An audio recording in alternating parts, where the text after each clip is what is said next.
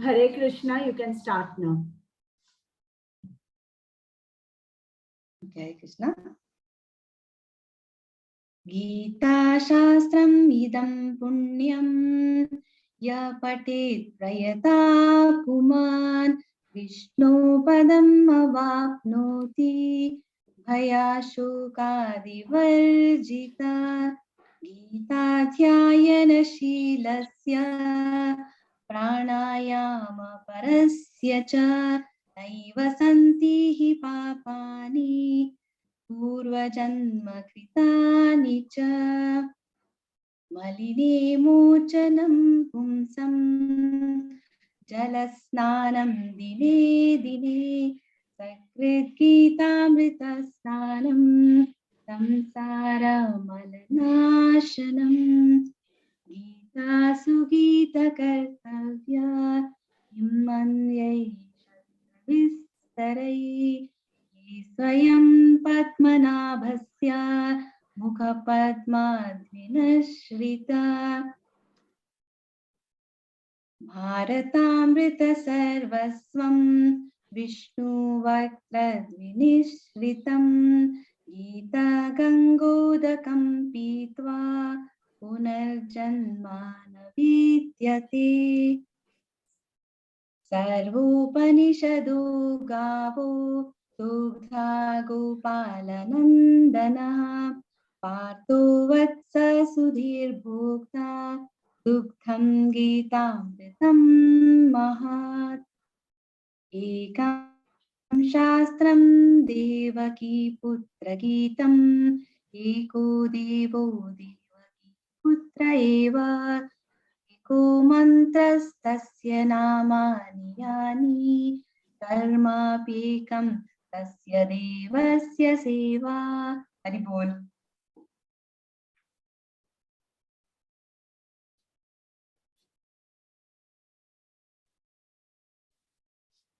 Shall I start my Kirtan Mataji? Yes, yes. Okay. Nama Om Vishnu Padaya Krishna Pristhaya Bhutale Srimate Bhakti Vedanta Swamine Iti Namine Namaste Saraswati Devi Gauravani Pracharine निर्विशेष शून्यवादी पाश्चात्य देशतारिणी जय श्री कृष्ण चैतन्य प्रभु नित्यानंद श्री अद्वैत गदाधर श्रीवासादि गौर भक्तवृंद जय श्री कृष्ण चैतन्य प्रभु नित्यानंद श्री अद्वैत गदाधर श्रीवासादि गौर भक्तवृंद हरे Krishna Krishna Krishna Hare Hare Hare Rama Ram Ram Hare Hare Hare Krishna Krishna Krishna Hare Hare Hare Ram Ram Ram Hare Hare Hare Krishna Krishna Krishna Hare Hare Hare Ram Ram Ram Hare Hare Hare Krishna Krishna Krishna Hare Hare Hare Ram Ram Ram Hare Hare Hare Krishna Krishna Krishna Hare Hare Hare Rama Hare Rama Rama Rama Hare Hare Hare Krishna Krishna Krishna Hare Hare Hare Rama Rama Rama Hare Hare Hare Krishna Krishna Krishna Hare Hare Hare Rama Rama Rama Hare Hare Hare Krishna Krishna Krishna Hare Hare Hare Rama Rama Rama Hare Hare Hare Krishna Krishna Krishna Hare Hare Hare Rama Rama Rama Hare Hare Hare Krishna Krishna Krishna Hare Hare Hare Rama Rama Rama Hare Hare Hare Krishna Krishna Krishna Hare Hare Hare Rama Rama Rama Hare Hare Hare Krishna Krishna Krishna Hare Hare Hare Rama Rama Rama Hare Hare Hare Krishna Krishna Krishna Hare Hare Hare Rama Rama Rama Hare Hare Hare Krishna Krishna Krishna Hare Hare Hare Rama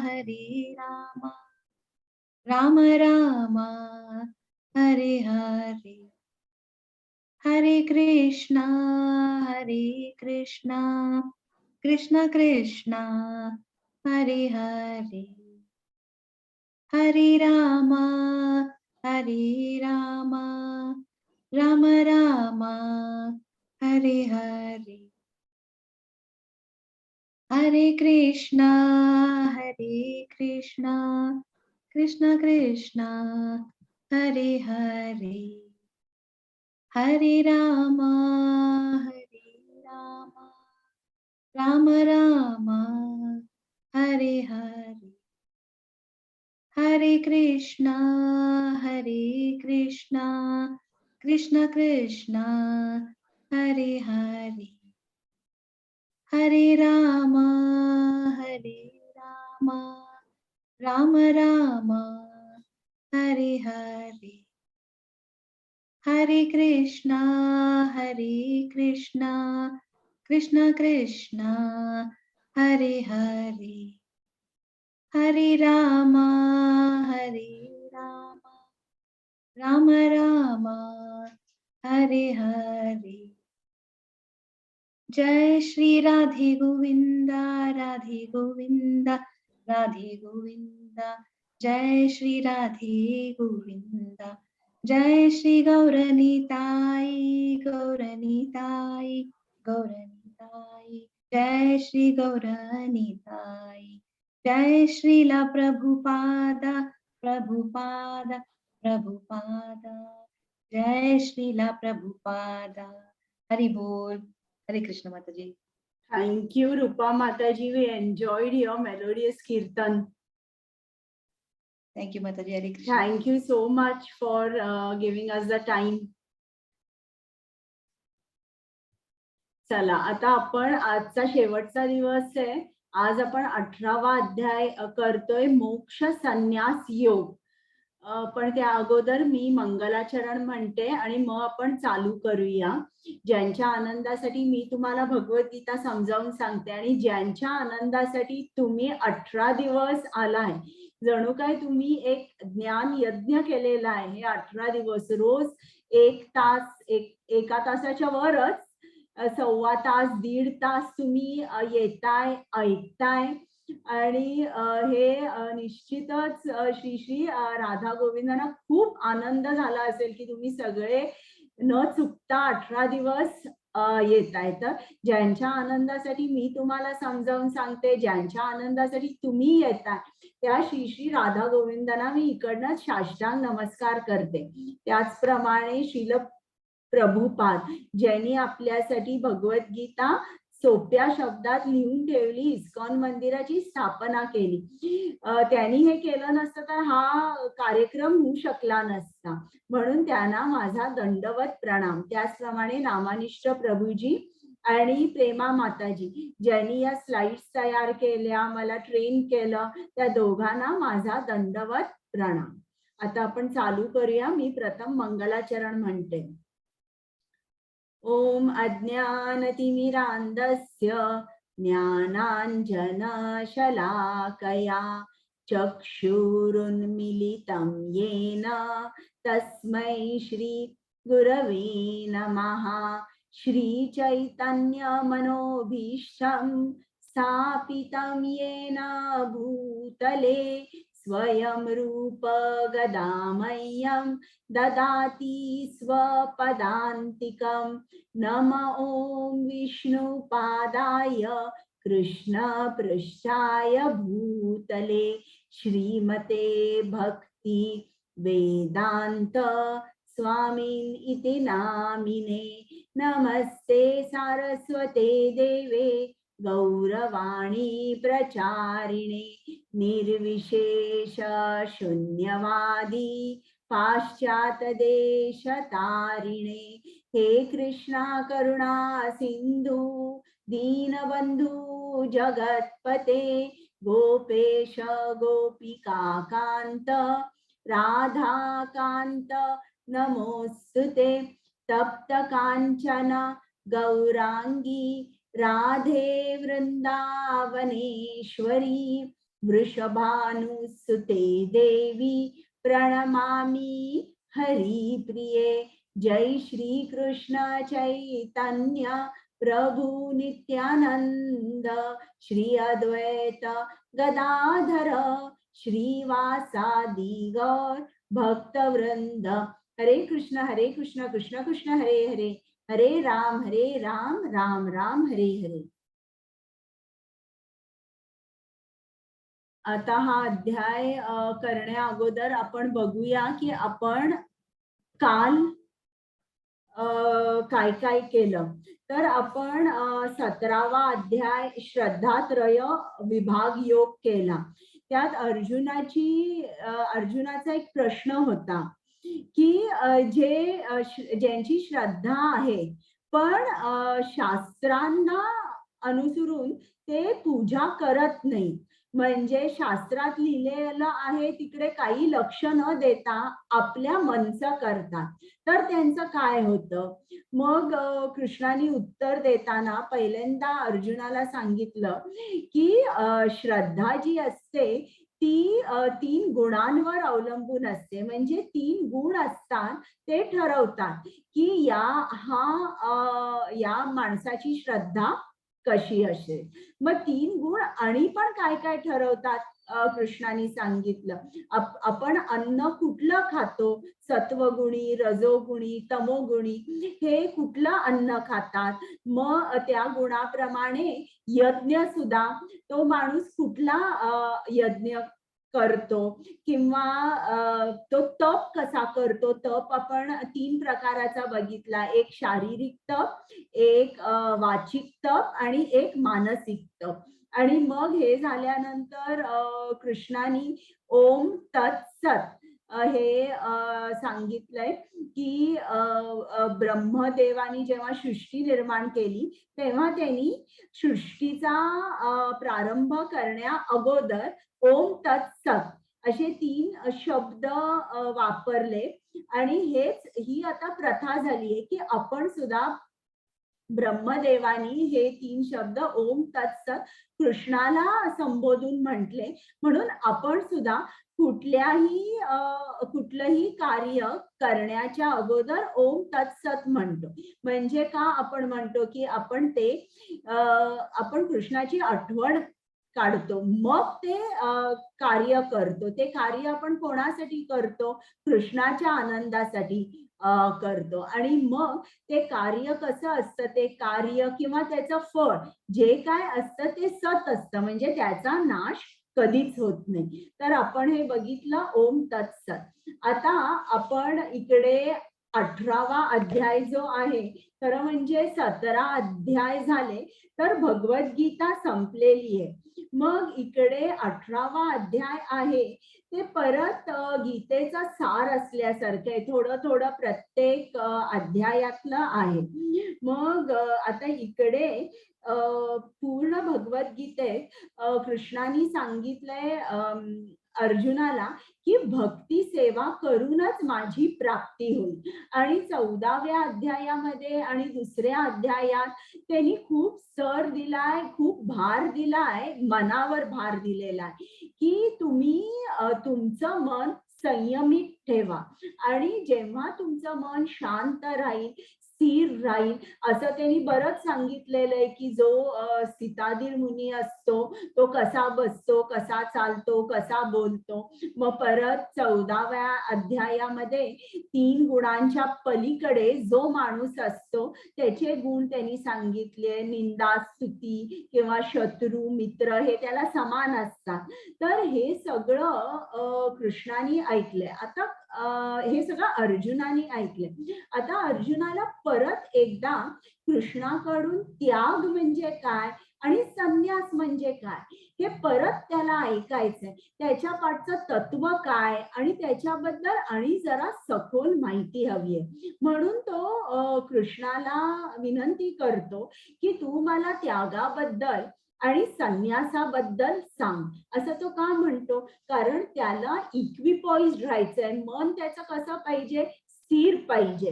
मन त्याचं जे पहिल्या अध्यायात खूप विचलित होतं, तर त्याला सुद्धा त्या सीताधीर मुनीसारखी स्थिरता पाहिजे. त्याला सुद्धा 3 गुणांना ओलांडून शुद्ध सत्वात राहायचंय. आणि त्याला हे हवंय. आणि त्याला हवंय की त्याग म्हणजे काय, संन्यास म्हणजे काय. मग तो कृष्णाला विचारतो आणि कृष्ण त्याला उत्तर देतो. तर मग ती उत्तर देताना कृष्ण सगळं डिटेलमध्ये सांगतो की कृतीचे 5 घटक कुठले, म्हणजे कुठलेही आपण कार्य करतो त्याचे 5 घटक असतात आणि मग कार्याला सिद्धी कशी येते. मग 3 गुण सर्व काही नियंत्रित करतात. मग वर्णाश्रमाद्वारे आपलं शुद्धीकरण होतं. म्हणजे कुठेही कृष्ण भगवद्गीतेत म्हणत नाहीये तुम्ही सगळं सोडा आणि तुम्ही बसा घरी आणि जप कीर्तन नाही. तुमचा धर्म तुम्ही पाळा. तुमचं शुद्धीकरण तुमची ड्युटी केल्यावरच होतं. तर हे याच्यावर वर्णाश्रमाबद्दल कृष्णाने सांगितलंय. मग कृष्णाने आपल्याला गोपनीय ज्ञान परत एकदा दिलेलं आहे, ते पण आपण बघूया. आणि शुद्ध भक्ती, कृष्ण भावनेत वावरणे याबद्दलही कृष्णाने सांगितलं की शुद्ध भक्ती म्हणजे कसं, तुम्ही पूर्ण मला शरण या. ही शुद्ध भक्ती झाली. आणि मग त्याच्यानंतर निष्कर्ष संजय धृतराष्ट्राला सांगतो की जिकडे जिकडे कृष्ण आहे आणि जिकडे जिकडे त्याचा भक्त आहे, म्हणजे इकडे भक्त म्हणजे अर्जुन, तर तिकडे तिकडे नेहमी विजय असतो, असं हा निष्कर्ष आहे. मग आता आपण बघूया कुमुद माताजी, प्रमोद प्रभूजी, तुम्ही अनुवाद वाचताय ना? श्री कृष्ण माताजी. अर्जुन उवाच संन्यासस्य महाबाहो तत्त्वम् इच्छा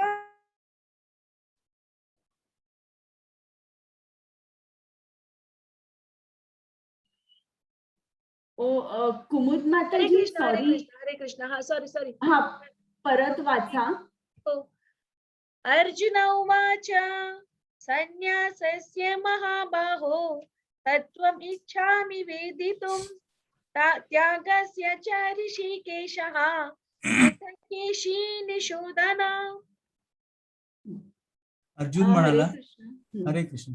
अर्जुन म्हणाला, हे पराक्रमी, मला संन्यासाचा उद्देश म्हणजे त्याग आणि संन्यास जीवनाचा उद्देश समजून घ्यायचा आहे. हे केशी राक्षसाचा संहार करणाऱ्या इंद्रियांचा स्वामी. हरे कृष्ण. आता इकडे अर्जुन कृष्णाला विचारतोय की मला त्याग आणि संन्यास याच्या पाठचं तत्व सांग, मला ते जाणून घ्यायचंय. आता त्याग म्हणजे काय? त्याग म्हणजे जेव्हा आपण एक कुठलंही कर्म करतो आणि त्या कर्माचं फळ आपण कृष्णाला अर्पण करतो, त्याला म्हणतात आपण त्याग केला. आणि संन्यास म्हणजे काय? म्हणजे आपण कुठलंही कर्म नाही करायचं, कुठलंही कार्य करायचं नाही, म्हणजे ज्यांनी आपल्याला भौतिक फायदा होईल, म्हणजे उदाहरणार्थ नोकरी वगैरे असं काही, म्हणजे ती भौतिक कुठलीही ऍक्टिव्हिटी आपण करायची नाही, पण आपण जप यज्ञ जे काय कृष्णासाठी आहे तर ते सगळं करायचं, तर त्याला म्हणतात संन्यास. म्हणजे संन्यास म्हणजे काय? आपण थोडक्यात कुठलीही भौतिक इच्छा ठेवायची नाही आणि कुठलेही कर्म करायचं नाही. आता मी सांगितलं की अर्जुनाला हवंय की सीताधीर मुनीसारखं त्याचं मन पाहिजे, किंवा त्या 3 गुणांपलीकडे जो शुद्ध सत्व गुण आहे त्या गुणात त्याला राहायचंय आणि त्याचं मन त्याला स्थिर हवंय. म्हणून तो इकडे कृष्णाला 2 नावांनी हाक मारतो. एक म्हणजे ऋषिकेश. ऋषिकेश म्हणजे कोण? जो सर्व इंद्रियांचा स्वामी आहे, मास्टर ऑफ द सेन्सेस. आता जेव्हा मन शांत करायचंय त्याला, तो नॅचरली अशाच माणसाकडे जाईल की ज्यांनी आपलं मन जिंकलंय, किंवा जो इंद्रियांचा स्वामी आहे, जो जितेंद्रिय आहे, जो ऋषिकेश आहे. कारण एक मास्टरच त्याला ही कला शिकवू शकेल. म्हणून तो इकडे कृष्णाला ऋषिकेश या नावाने हाक मारतो. आणि इकडे केशी निसूदन असं इकडे जरा एरर झालेला आहे या शब्दामध्ये. केशी निसूदन असं त्याला म्हटलंय का? कारण त्यांनी केशी राक्षसाचा वध केला. तर राक्षस म्हणजे आपल्या शंका आहे त्याची तुलना केली आहे राक्षसांबरोबर. आणि जेव्हा शंका आपल्या मनामध्ये असते तेव्हा आपण भक्तीमध्ये प्रगती करू शकत नाही. म्हणून अर्जुनाने सांगितलंय की तू ज्याप्रमाणे केशी राक्षसाला मारलंस त्याचप्रमाणे माझ्या शंकांनाही तू मारून टाक, हे केशी निसूदन.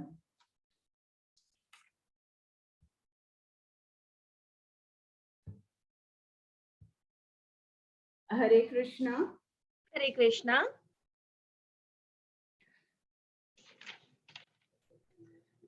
श्री भगवान उवाच काम्यानां कर्मणां न्यासं संन्यासं कवयो विदुः सर्वकर्म फलत्यागं प्राहुस्त्यागं विचक्षणः.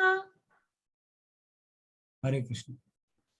परमपुरुष भगवंत म्हणाले, भौतिक इच्छेवर आधारित क्रियांचा त्याग करणे यालाच महान विद्वान लोक त्यागयुक्त जीवनक्रम म्हणतात, म्हणजे संन्यास. आणि सर्व क्रियांचे परिणाम सोडून देणे यालाच ज्ञानी संन्यास म्हणतात, म्हणजे त्याग. हरे कृष्ण. आता इकडे आपल्याला काहीतरी एक करायलाच हवं. एक म्हणजे आपण फळांचा त्याग करायचा किंवा कुठल्याही भौतिक इच्छा नाही ठेवायच्या. म्हणजे भौतिक इच्छा कुठल्याही ठेवल्या नाही की आपण कुठलेही भौतिक कर्म करणार नाही. तर हे दोन कुठल्याही माणसानी करायला हवं.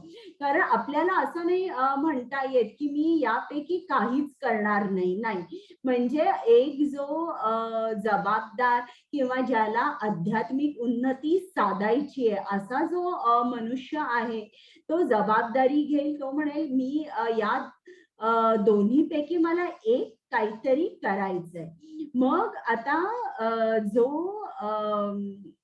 वैष्णव असतो तो काय करतो, तो कर्म करतो, पण त्या कर्माचं फळ जो आहे तो सगळं कृष्णाला अर्पण करतो. ज्याप्रमाणे श्रील प्रभुपाद त्यांच्याकडे त्यांचा काहीही बँक अकाउंट नव्हता. जे काय त्यांनी केलं ते सर्व कृष्णासाठी केलं. तर आता इकडे आपण काय कुठले त्याग करावे, कुठले करू नये हे कृष्णाने सांगितलंय. तर आपण काही लोक यज्ञ करतात किंवा दान देतात. का हे असं करतात? कारण त्यांना चांगलं मुलगा हवा असतो, चांगलं शिक्षण हवं असतं, चांगली नोकरी हवी असते किंवा त्यांना या आयुष्यानंतर स्वर्ग लोकांवर जायचं असतं.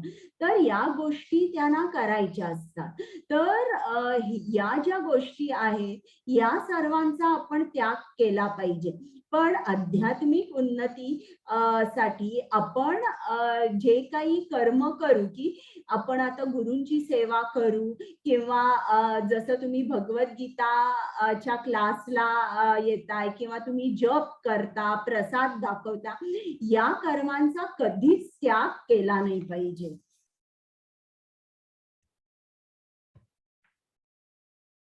हरे कृष्ण. हरे कृष्ण. काही विद्वान लोक असे घोषित करतात की सर्व प्रकारची फलदायी कृती दोषपूर्ण म्हणून सोडून द्यावी. तरीही इतर ऋषी म्हणतात की त्याग, दान आणि तपस्या कधीही सोडू नये. हरे कृष्ण. तर आपण त्याग, दान, तपस्या कधीही सोडू नये. पण या गोष्टी कधी आपण भौतिक इच्छा पुरवायला करू नये. म्हणजे मी आता जसं सांगितलं, चांगला मुलगा पाहिजे, लग्न झालं पाहिजे किंवा चांगली नोकरी मिळाली पाहिजे, यासाठी हे कधी त्याग, दान, तपस्या करू नये.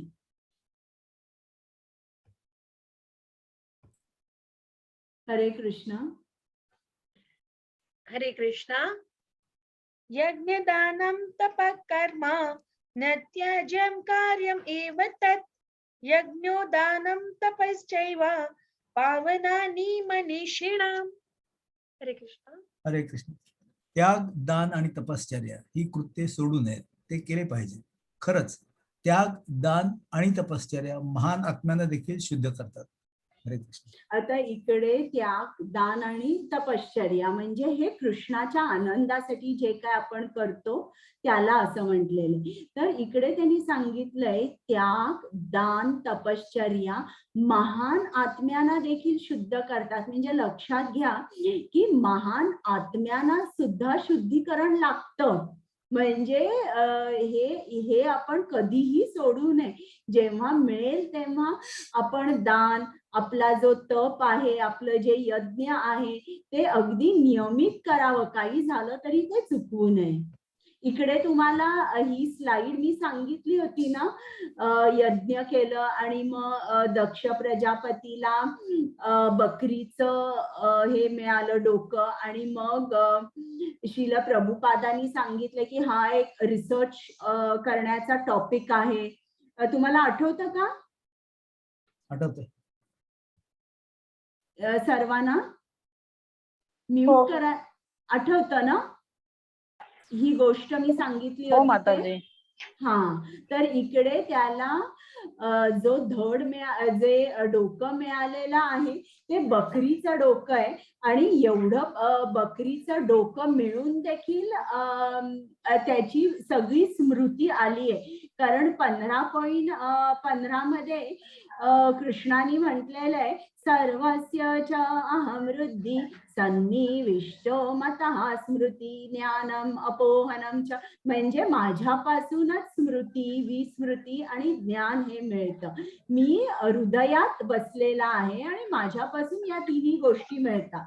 तर इकडे आपल्याला लक्षात येतं की त्याच्या हृदयात असलेल्या परमात्म्याने मग मेंदू बकरीचा जरी असला तरी स्मृती, ज्ञान, विस्मृती देणारा परमात्मा आहे.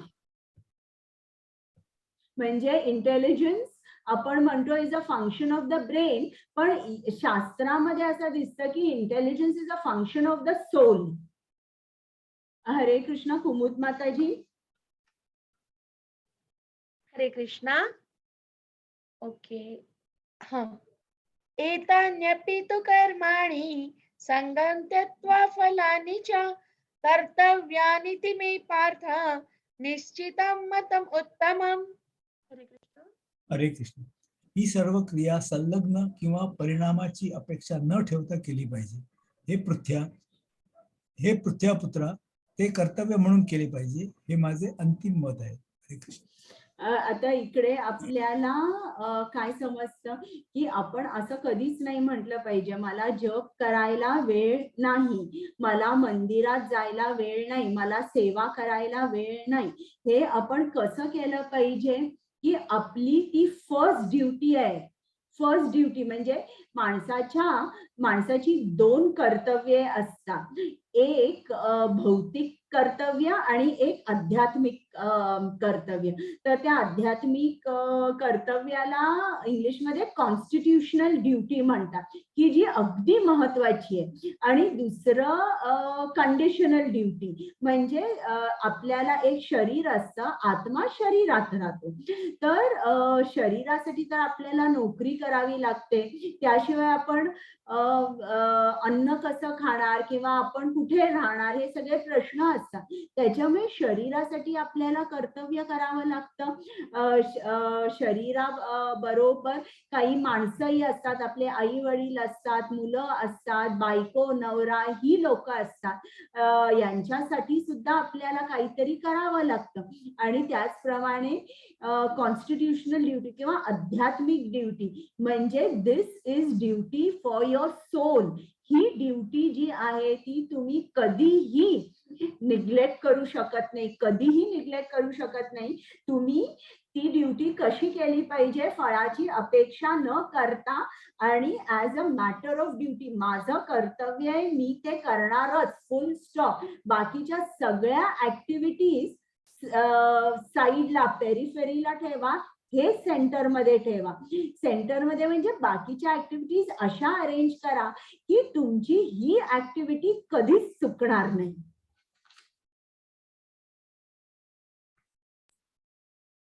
आता बरेच जण आपलं कर्तव्य करतात, पण ते कर्तव्य कसं करतात, तर ते सुद्धा 3 गुणात असल्यामुळे त्यांची कर्तव्य जी करतात ती ते करतात किंवा करत नाही.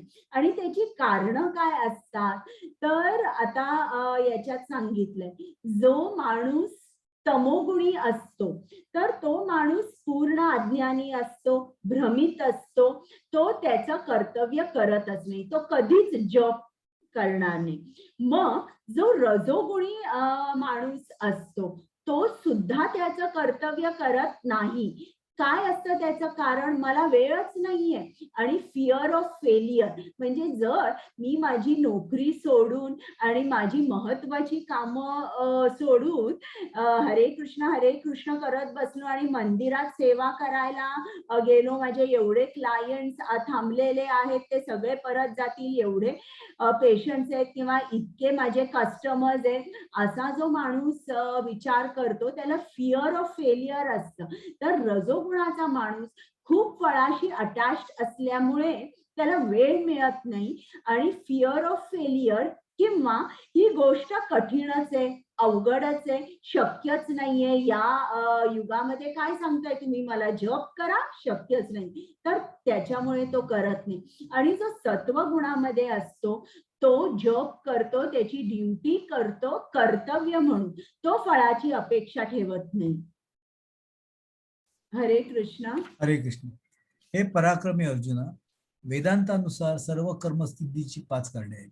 आता या गोष्टी माझ्याकडून शिका.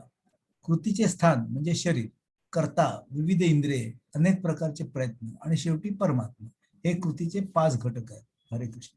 म्हणजे कुठलंही कर्म करायचं असेल तर त्याला 5 घटक आहेत. आता हे सगळं सांख्य योगामध्ये म्हणजे सखोल ज्यांनी ती सांख्य फिलॉसॉफी वाचली आहे त्यात हे आहे. तर कुठल्याही कार्य सिद्धीस होण्यासाठी 5 कारणं आहेत. तर ती कोणती 5 कारणं? आता इकडे त्यांनी उदाहरण दिलंय की एक माणूस आहे, एक बाई आहे आणि ती काहीतरी साड्या किंवा कापड वगैरे विकते. तर आता ती 5 कारणं काय, ही जी बाई आहे हिला एक जागा पाहिजे. तर मार्केटमध्ये ती कुठेतरी एक जागा घेते, तिचं दुकान असेल. मग ती हे साड्या आणते, कापड आणते, तर त्यासाठी तिला कष्ट घ्यावे लागतात. कुठेतरी जा, गुजरातला किंवा जिकडे कापड स्वस्त आहे तिकडनं कापड आण, वेगवेगळ्या रंगाचं कापड आण. तर असे तिला कष्ट घ्यावे लागतात. मग तिला इंद्रिय लागतात, कारण तिला कापड जेव्हा ती बघते किंवा ते मटेरियल कुठलं आहे, सिल्क आहे, कॉटन आहे किंवा ते चांगलं आहे का, आत्ताच्या फॅशन मध्ये आहे का, हे सगळं ती बघते. त्यासाठी तिला इंद्रिय लागतात. मग तिला हे सगळं झाल्यानंतर ती स्वतः म्हणजे परफॉर्मर, ती करता आणि त्याबरोबर लोक म्हणजे माणसंही लागतात. म्हणजे ती हे विकणार आणि विकत घेणारी माणसं सुद्धा लागतात. म्हणजे हे सगळे करता झाले किंवा परफॉर्मर्स झाले. आणि मग हे 4 गोष्टी झाल्यानंतर 5वा म्हणजे परमात्मा. मग परमात्म्याने सँक्शन केल्यावरच तिचा हा सगळा माल विकला जाईल. म्हणजे इकडे बघितलं, ही जागा आहे, इंद्रिय आहेत, मग कर्ता आहे आणि जागा, परफॉर्मर, सेन्सेस, सुपरसोल आणि इंद्रिय. एकीकडे इंद्रिय दाखवली आहे. तर परफॉर्मर पण लागतो आणि इंद्रियही लागतात. असं तिला समजा जर सगळे आंधळे असतील किंवा काही असतील, ती स्वतः आंधळी असेल तर ती हे काम करू शकणार नाही. आणि सँक्शन लागतं आपल्याला या गोष्टी कार्य सिद्धीस न्यायला. परमात्म्याचं सँक्शन लागतं. आता इकडे त्यांनी आणि एक उदाहरण दिलंय की समजा जर एका जागा आहे आणि तिकडे स्काय स्क्रेपर उभारायची आहे, तर आपल्याला काय काय लागतं. एक म्हणजे जमीन लागते, मग परफॉर्मर्स म्हणजे करता, मग ते कोण असतात, ते आर्किटेक्ट असतो. एकच करता नसतो, आर्किटेक्ट असतो, सिव्हिल इंजिनियर असतो, कन्स्ट्रक्शन वर्कर्स असतात, असे खूप परफॉर्मर्स असतात किंवा करते. मग त्याच्यानंतर या सर्वांना इंद्रिय लागतात. आर्किटेक्ट, इंजिनियर, ते कन्स्ट्रक्शन वर्कर्स, डोळे, हात, पाय, कानाने ऐकायचं आणि सगळं म्हणजे हे त्यांना इंद्रिय लागतात. मग त्यांना खूप काम करावं लागतं. ते लेबर सकाळपासून संध्याकाळपर्यंत काम करतात. तो आर्किटेक्ट, इंजिनियर, सुपरवायझर असे अनेक लोक असतात. आणि एवढं सगळं झाल्यानंतर 5वा घटक म्हणजे परमात्मा, त्याला सँक्शन करावं लागतं. जर सँक्शन केलं नाही त्यांनी तर सगळ्या गोष्टी असून सुद्धा, तुम्ही असं बघितलंय की एखादं कन्स्ट्रक्शन वर्क सुरू केलंय पण ते कम्प्लीटच झालेलं नाही, 20-20 वर्ष तसं पडलंय का, कारण परमात्म्याचा सँक्शन नसतो. इकडे बघितले, इकडे त्यांनी दाखवले आर्किटेक्ट, इंजिनियर्स, आणि मग हे जे काम आहे याला सँक्शन परमात्म्याचं जेव्हा मिळतं तेव्हाच ते कम्प्लीट होतं. हरे कृष्ण. हरे कृष्ण. म्हणून जो 5 घटकांचा विचार न करता स्वतःला एकमात्र करता समजतो तो नक्कीच फार बुद्धिमान नसतो आणि गोष्टी जशा आहेत तसे पाहू शकत नाही. हरे कृष्ण. म्हणजे आपण कधीही स्वतःला म्हणू नये. कुठलंही कार्य जेव्हा करतो तेव्हा मी केलं चुकून सुद्धा म्हणू नये. काहीही आपण केलं तर आपण असं म्हणावं की श्रीकृष्णाच्या दयेने, श्रीकृष्णाच्या कृपेने मी हे कार्य करू शकलो. कारण इकडे म्हणजे अशा माणसाला मूर्ख म्हटलेलं आहे जो म्हणतो की मी करता आहे, फार बुद्धिमान नसतो. हरे कृष्ण. हरे कृष्ण. ज्ञान, ज्ञानाची वस्तू आणि ज्ञाता हे 3 घटक कृतीला प्रवृत्त करतात. इंद्रिये, काम आणि कर्ता हे 3 कृतीचे घटक आहेत. हरे कृष्ण. म्हणजे परत इकडे कृष्णाने सांगितलंय की जेव्हा आपण काम करतो तेव्हा ते 3 घटक आणि असतात. कुठले असतात? ते ज्ञान, ज्ञानाची वस्तू आणि ज्ञाता. म्हणजे कुठलीही ऍक्शन जेव्हा आपण करतो ती ऍक्शनला पुश कोण देतं? तर हे 3 घटक देतात. तर इकडे त्यांनी उदाहरण दिलेलं आहे की एक माणूस बास्केटबॉल खेळतोय, तर तो जेव्हा बास्केटबॉल खेळतो तेव्हा त्याला नॉलेज असतं, ज्ञान असतं. म्हणजे बास्केटबॉलचे सगळे रूल्स त्याला माहित असतात की कुठे उभं राहायचं किंवा किती उंच उडी मारायची किंवा बॉल कोणाला पास करायचा, हे सगळं त्याला माहिती असतं. तर ते झालं ज्ञान. ज्ञानाची वस्तू. तर म्हणजे काय? Object of knowledge. म्हणजे इकडे ऍक्च्युली मराठीमध्ये करेक्ट ट्रान्सलेशन नाही झालेलं आहे. तर ऑब्जेक्ट ऑफ नॉलेज म्हणजे काय? त्याचा एम, त्याचा ध्येय. त्याचा ध्येय म्हणजे काय आहे की मला 4 गोल करायचे किंवा मला ही जी मॅच आहे ही मॅच मला जिंकायची आहे, हा त्याचा ध्येय आहे. आणि मग ज्ञाता. ज्ञाता म्हणजे काय? स्वतः हा प्लेयर की ज्याला या सगळ्याची माहिती आहे. तर हे जेव्हा तो पहिल्यांदा जेव्हा त्याच्या मनाला ट्रेनिंग देतो आणि ठरवतो की मला बॉलला कसं मारायचंय आणि मनामध्ये तो जज करतो की आता मला इतकी उडी मारून मग तो बॉल गोलमध्ये जाईल, मग तेव्हा जे काय आहे हे त्याला कार्य करता येतं.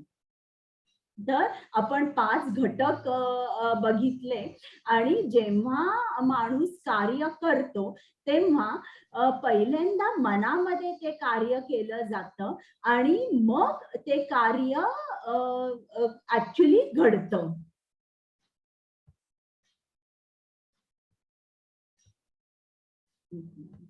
मूल्यांकन खेळ. हा, आता हे वाचा. भौतिक स्वरूपाच्या 3 भिन्न प्रकारानुसार ज्ञान, कृती आणि कृती करणारे असे 3 प्रकार आहेत.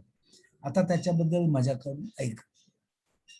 18.20 ते ज्ञान ज्याद्वारे सर्व जीवांमध्ये एक अविभाज्य आध्यात्मिक स्वरूप दिसून येते, जरी ते असंख्य रूपामध्ये विभागले गेले असले तरी तुम्ही सतोगुण स्थितीत असल्याचे समजले पाहिजे. 18.21 ते ज्ञान ज्याद्वारे प्रत्येक भिन्न शरीरात एक भिन्न प्रकारचा जीव आहे हे आपण पाहतो, रजगुणात असे असणे समजले पाहिजे. 18.22 आणि ते ज्ञान ज्याच्या सहाय्याने सर्वांगीण कार्याशी जोडले जाते, सत्याचे ज्ञान नसलेले आणि जे अत्यंत तुटपुंज आहे ते तमोगुणात आहे असे म्हणतात. हरे कृष्ण. आता इकडे ज्ञानाचे 3 प्रकार सांगितले.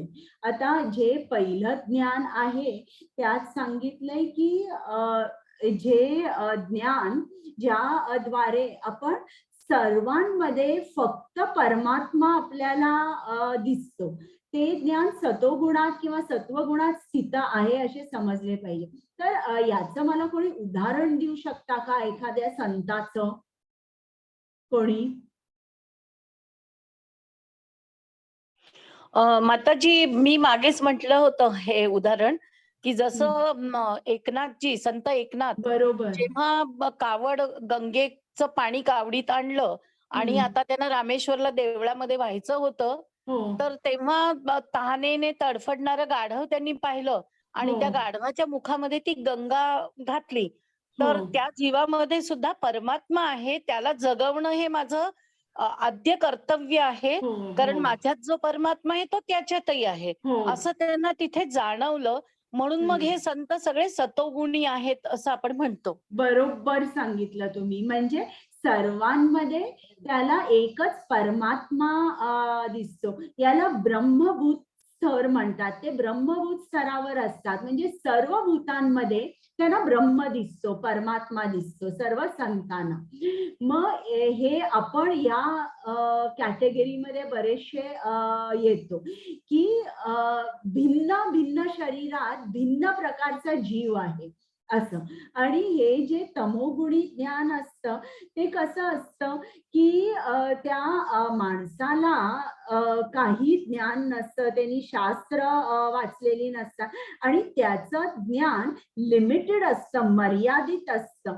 कुठे फक्त माझं शरीर इतकं त्यासाठीच तेवढं त्याला ज्ञान असतं.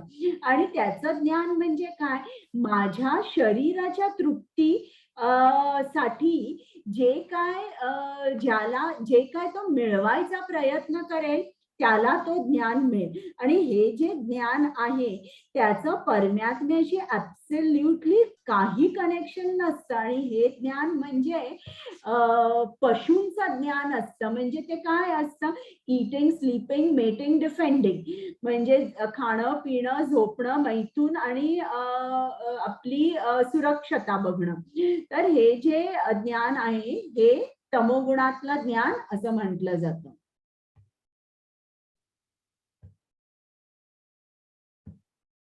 हरे कृष्ण. 18.23 जी क्रिया नियमन केली जाते आणि जी आसक्तीशिवाय प्रेम किंवा द्वेष न ठेवता आणि फलदायी परिणामाची इच्छा न ठेवता केली जाते ती सतोगुणी म्हणतात. 18.24 परंतु एखाद्या व्यक्तीने आपल्या इच्छा पूर्ण करण्याचा प्रयत्न करून खोट्या अहंकाराच्या भावनेतून केलेल्या कृतीला रजोगुणात क्रिया म्हणतात. 18.25 भ्रामकपणे शास्त्राच्या आज्ञेची अवहेलना करून आणि भविष्यातील बंधनाची चिंता न करता किंवा इतरांना होणाऱ्या हिंसाचाराची किंवा त्रासाची चिंता न करता केलेली ती कृती तमोगुणात असते असे म्हणतात. हरे कृष्ण.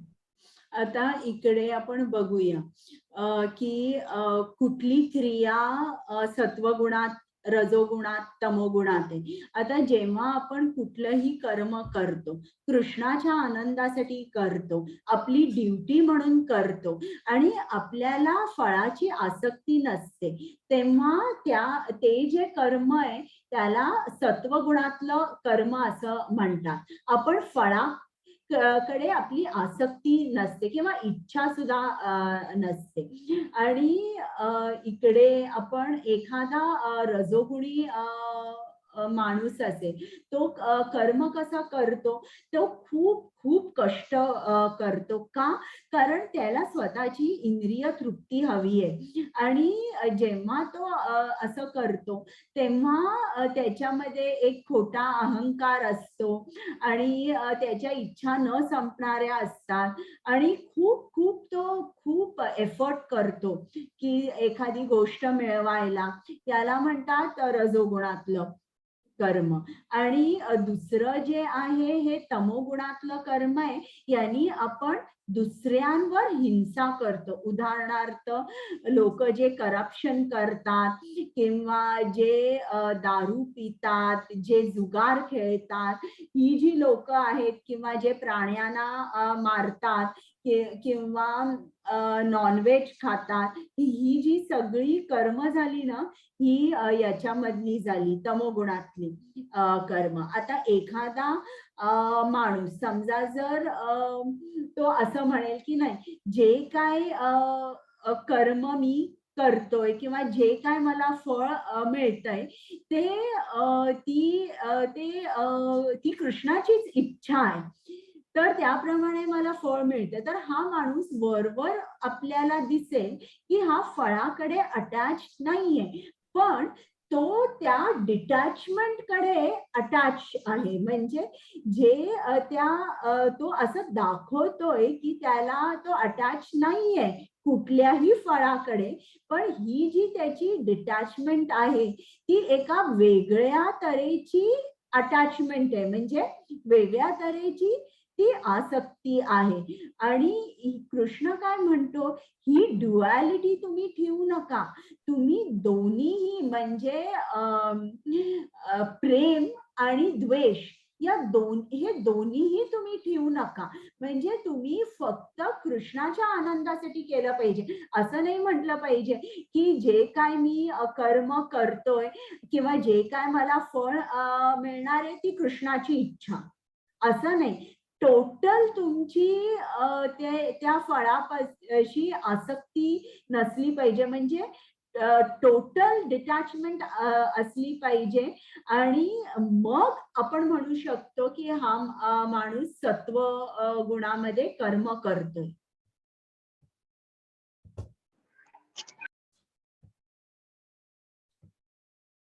हरे कृष्ण. हरे कृष्ण. 18.26 जो आपले कर्तव्य भौतिक प्रकृतीची संगती न ठेवता, खोटा अहंकार न ठेवता, मोठ्या दृढ निश्चयाने आणि उत्साहाने आणि यश किंवा अपयशात न डगमगता ज्याला सत्वगुणात कार्यकर्ता म्हणतात.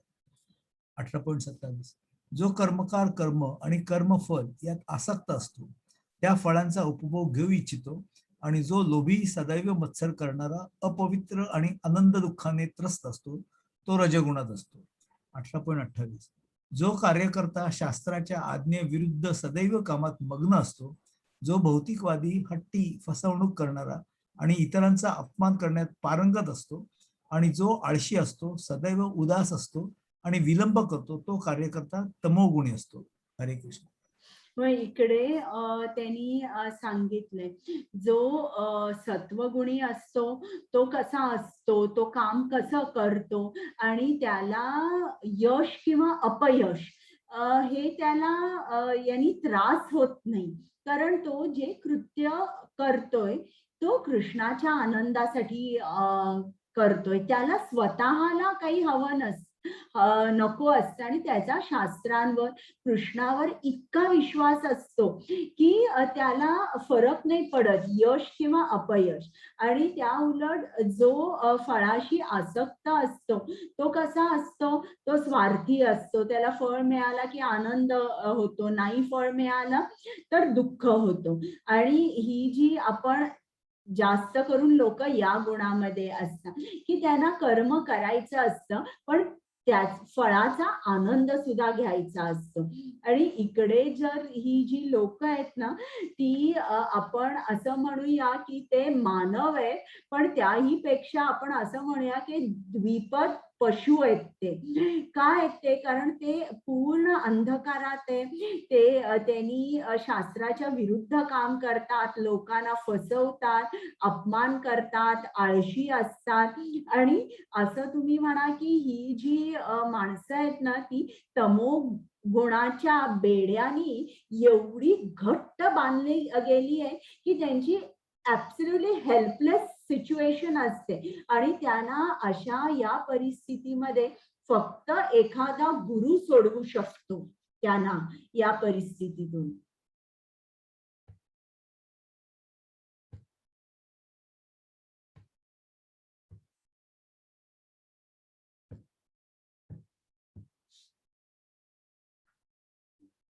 हरे कृष्ण.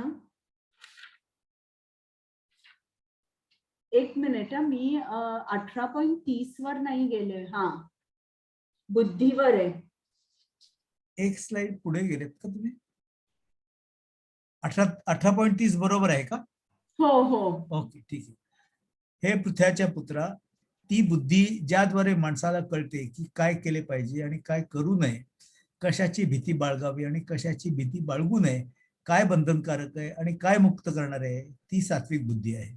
18.31 हे पृथ्व्याच्या पुत्रा, धर्म आणि अधर्म यात भेद न करू शकणारी, करावयाची कृती आणि करू नये अशी कृती यामध्ये भेद न करू शकणारी बुद्धी म्हणजे रजोगुणी बुद्धी. 18.32. हे पार्थ, जी बुद्धी अधर्माला धर्म मानते आणि धर्माला अधर्म समजते, भ्रम आणि अंधाराच्या जाळ्यात राहून सदैव चुकीच्या दिशेने प्रयत्न करतात, ती तमोगुणी बुद्धी होय. हरे कृष्ण.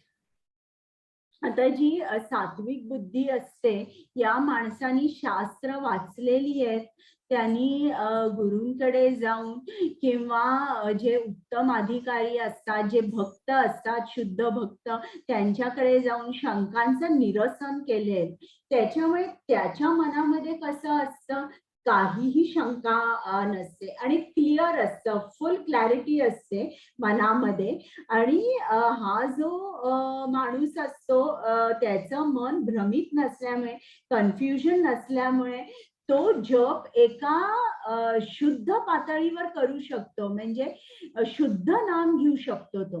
आता इकडे जो रजोगुणी माणूस आहे, असं नसतं की त्याला काहीच माहित नसतं, त्याला बेसिक ज्ञान असतं, त्याला नॉलेज असतं, पण बरेचदा शंका पण असतात. त्याच्यामुळे तो काय करतो, जेव्हा कृती करतो तेव्हा असं आपण म्हणतो ना, कळतं पण वळत नाही. तर ते इकडे असतं, म्हणजे त्याला बेसिक अंडरस्टँडिंग असतं, नॉलेज असतं, पण तो त्याच्यावर ऍक्शन घेऊ शकत नाही, तो तसं करू शकत नाही. आणि इकडे जो तमोगुणी असतो तो पूर्ण अज्ञानी, अंधारात असतो, चुकीच्याच डायरेक्शन मध्ये चाललेला असतो. आणि हा जो माणूस असतो हा नास्तिक असतो. आणि तो तमोगुणी असल्यामुळे निषिद्ध कर्म करतो. आणि ज्याप्रमाणे एखादा माणूस खूप दारू पितोय, तर दारू पिऊन तो त्याचं सगळं घर पण विकेल दारूसाठी. तर ती ही अशी कृत्य इकडे पण जर तुम्ही बघाल तर हा जो अशी जी माणसं असतात, तमोगुणाच्या बेड्यानी एवढी घट्ट बांधलेली असतात की फक्त गुरु त्यांना त्याच्यातून मुक्त करू शकतो. हरे कृष्ण. हरे कृष्ण. हे पृथ्व्यापुत्र, जो निश्चय अतूट आहे, जो योग साधनेने स्थिरतेने टिकून राहतो आणि त्यामुळे मन, प्राण आणि इंद्रियांच्या क्रियांवर नियंत्रण ठेवतो, तो सतो गुणातील निश्चय होय. 18.34. परंतु हे अर्जुना, धर्म आर्थिक उन्नती आणि इंद्रिय तृप्ती यात फलदायी फलप्राप्तीसाठी दृढ निश्चय करणे म्हणजे रजोगुणी होय. 18.34. आणि तो निश्चय जो स्वप्न, भय, विलाप, उदासीनता आणि भ्रम याच्या पलीकडे जाऊ शकत नाही, हे पृथपुत्रा, तमो गुणाच्या अवस्थेत असा अविवेकी निश्चय आहे. हरे कृष्ण. तर आता इकडे निश्चयाबद्दल आपल्याला कृष्णाने सांगितलंय. म्हणजे काही काही जण त्यांचा निश्चय कसा असतो, दृढ असतो. आता पहिली कॅटेगरी जी आहे सत्वगुणातला जो निश्चय आपल्याला श्रील प्रभुपादांमध्ये दिसतो. ते अमेरिकेला गेले.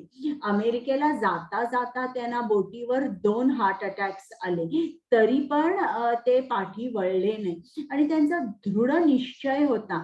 का तर त्यांचा शास्त्रांवर, कृष्णांवर 100% अविश्वास होता, त्यांच्या गुरूंवर विश्वास होता. आता इकडे तुमच्या लक्षात येईल की आपल्याला सुद्धा कधी कधी ना अशी माणसं भेटतात की ज्यांचा निश्चय अटूट आहे. मी एका लग्नाला गेले होते, माझ्या मैत्रिणीच्या मुलाचं लग्न होतं. तर तिकडे माझ्या बाजूला जी बाई बसली होती ती माझ्या मैत्रिणीची शेजारी होती.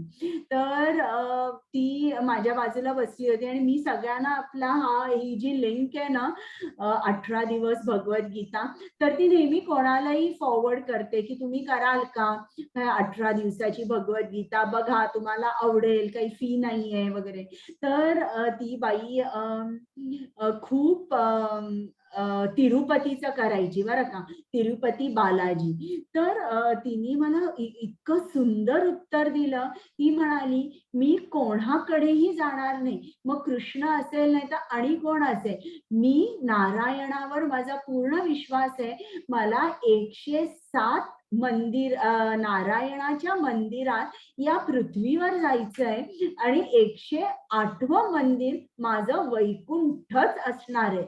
तर हा तिचा निश्चय होता.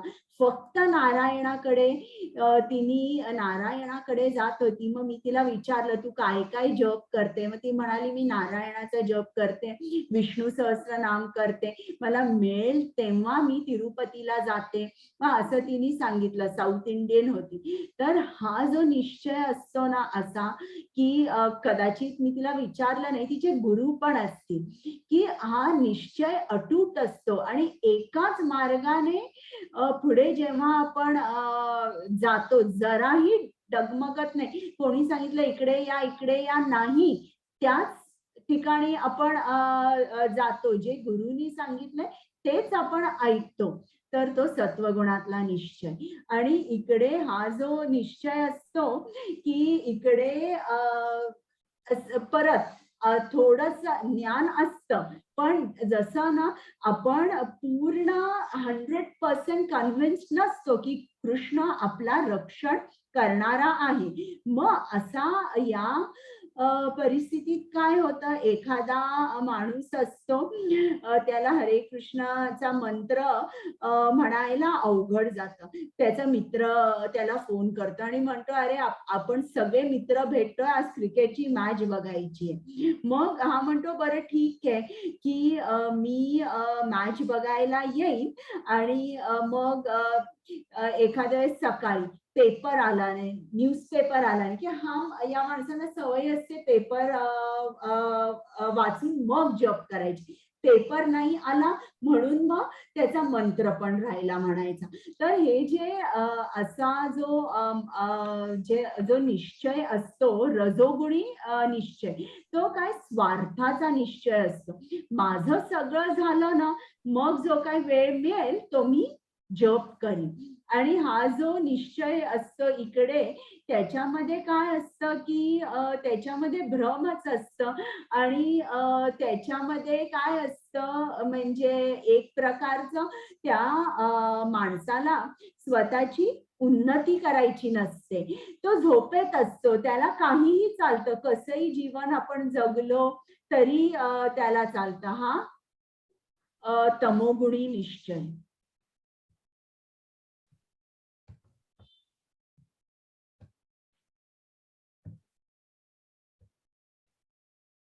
हरे कृष्ण. हरे 18.37. जे सुरुवातीला विषासारखे असले तरी शेवटी अमृतासारखे असते आणि जे आत्मसाक्षात्कारासाठी जागृत होते ते सतोगुणित सुख असते असे म्हणतात. 18.38. तो आनंद जो इंद्रियांच्या त्यांच्या वस्तूंच्या संपर्कातून प्राप्त होतो आणि जो आधी अमृतासारखा दिसतो पण शेवटी विष असतो त्याला रजोगुणी आनंद म्हणतात. 18.39. आणि तो आनंद जो आत्मसाक्षात्कारासाठी आंधळा आहे, जो आरंभापासून शेवटपर्यंत भ्रम आहे आणि जो निद्रा, आळस आणि भ्रम यापासून उत्पन्न होतो, तो तमोगुणीचा स्वभाव आहे असे म्हणतात. हरे कृष्ण. आता इकडे 3 तऱ्हेची सुख सांगितलेली आहे. आता हे जे पहिलं सत्वगुणातलं सुख म्हणजे सकाळी पहाटे 4ला उठा. 4ला उठा म्हणजे ते विषासारखं आहे, डोळे उघडत नाही. आणि मग पण जर तुम्ही पहाटे 4ला उठला तर तुम्ही बघा, तुमचा जप होतो, तुमचं काम सगळं चांगलं होतं.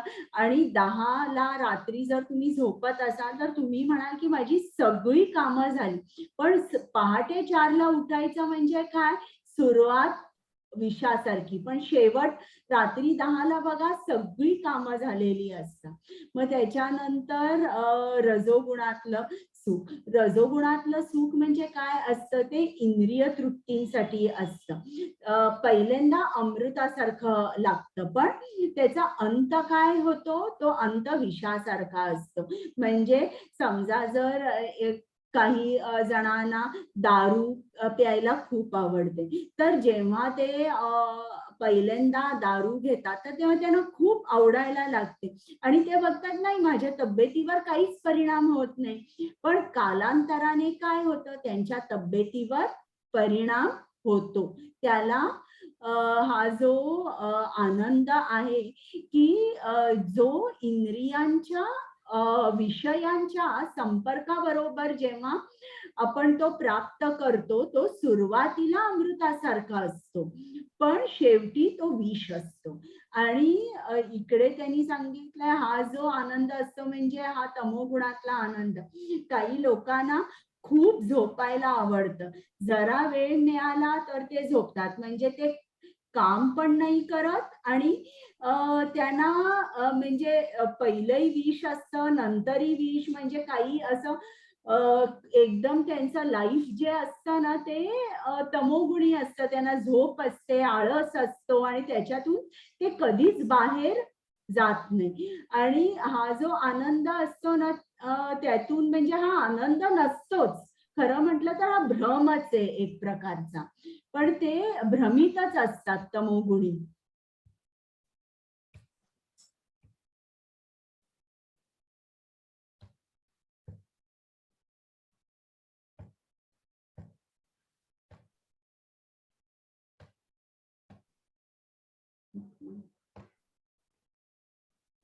हरे कृष्ण माताजी.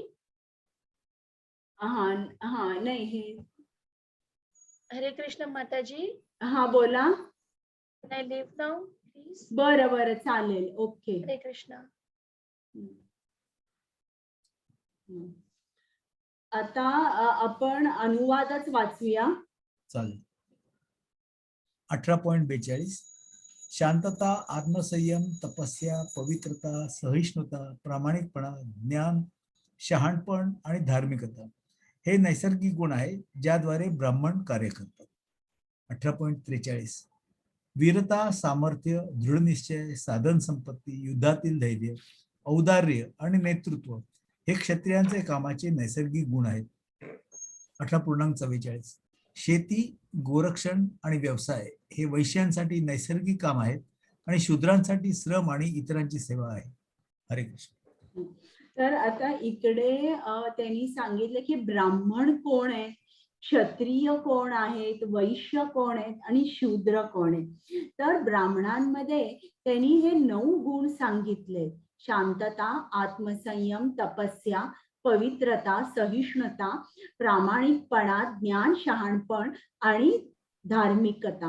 हे जे गुण आहेत हे जेव्हा 9च्या 9 गुण तुमच्यामध्ये असतात तेव्हाच तुम्ही म्हणू शकता की तुम्ही ब्राह्मण आहे. असं नाही की माझ्याकडे 8 गुण आहे आणि एकच गुण नाही. नाही, तुम्ही ब्राह्मण म्हटले जाणार नाही. तर ब्राह्मण, वैश्य हे कोण आहेत? हे गुणांवर आहेत. जर तुम्हाला हे गुण असतील तर तुम्ही ब्राह्मण आहात. मग क्षत्रिय, क्षत्रियामध्ये हे 7 गुण असायला पाहिजे. मग तुम्ही म्हणू शकाल की मी क्षत्रिय आहे. आणि वैश्यमध्ये 4 गुण असायला पाहिजे. ते कुठलं इकडे दिलेलं आहे ते काय करतात? शेती, गोरक्षण आणि व्यवसाय.